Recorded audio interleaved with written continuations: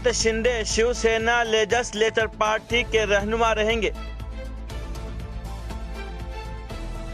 उद्धव ठाकरे सरकारी रहायशगाह से सामान के साथ मुंतकिल। भारत में तौहीन रिसालत का इरादा नहीं होना चाहिए, मलेशिया का इंतबा। मोदी जुमेरात को तिजारती इमारत का इफ्तिताह करेंगे।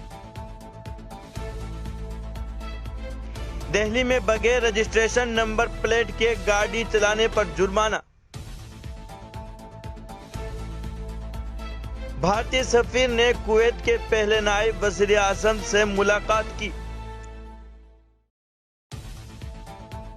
अमरनाथ यात्रा के लिए सिक्योरिटी एजेंसियों की मुश्तरका कॉन्फ्रेंस।